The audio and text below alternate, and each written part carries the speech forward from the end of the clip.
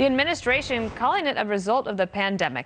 Here to talk about it is Congressman Khanna, Democrat from California. Congressman, you tweeted that you appreciate the strong and smart response of police and law enforcement to the wave of organized robberies in our retail stores. Those who committed these acts must be held fully accountable. These crimes threaten safety and erode trust. They have no place in our community. But we have a colleague, friend, somebody who comes on the show. He's a commentator, Jerry Baker of the Wall Street Journal. He says this. I'll get your reaction.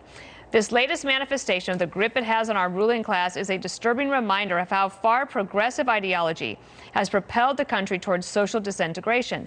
It's not only about the Democrats who run big cities seeking to deflect any responsibility for the surge in crime. It is that this eagerness to find anyone to blame for crime other than the people committing it is a central feature of the nihilism eating away at the American identity. So those are some strong words as we try to deal with this smash and grab situation. Congressman. Dana, I don't think this should be about politics. This is common sense. In this country, you're accountable for your actions. You should follow the rule of law. Cheating and stealing is wrong. We should be very clear. There is no justification for breaking into stores and stealing things. And I am working with the retail stores in my district, with law enforcement, to make sure that that doesn't happen. Separately, we can discuss other sociological issues, but people have choice in this country, and you have to be accountable for your actions. But to ask you then, in Los Angeles, there's 14 people that were caught up in one of these smash and grab things. They were not arrested. They were basically just back out on the streets immediately after all of this happened. Would you want to see a change in that? Yes. I mean, if you break the law, if you go into a store and you rob it, then you should be arrested and there should be a consequence to that. You can't just be released with no consequence.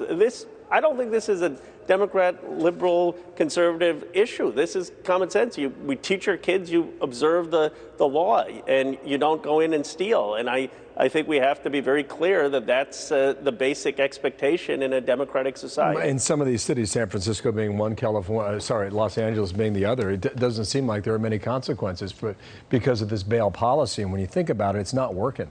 You know, jails were built for a reason, right? Well, you got to use them.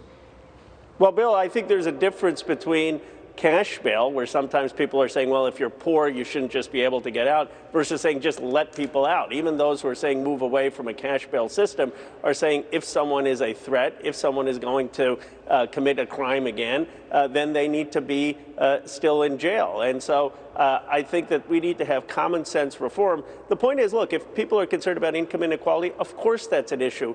But I think it's insulting to poor people to say just because you're poor, you're going to go into a store and rob it. There are a lot of poor people, there are a lot of working class people who don't do that because of the values they grew up in. No American should be able to go into a store and rob it. That's just wrong. Well, here's what the LAPD detective, Jamie McBride, says. Bad guys are released quicker than we can finish the paperwork.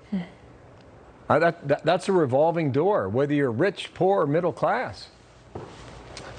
Well, I don't think that we ought to be just releasing people and not having accountability. I am for making sure people aren't locked up in jail because they can't afford bail, but that has to be replaced if you're moving into that system with something that says if you're a threat, if you're going to break the law again, if you're a threat to public safety, then there has to be accountability. And you certainly have to be arrested and held accountable for breaking into a store and stealing. There can be no justification for that. There might be some common ground there then. All right, Congressman Khanna, good to see you. Have a good Tuesday. Thank you, sir, for coming on. Thank you.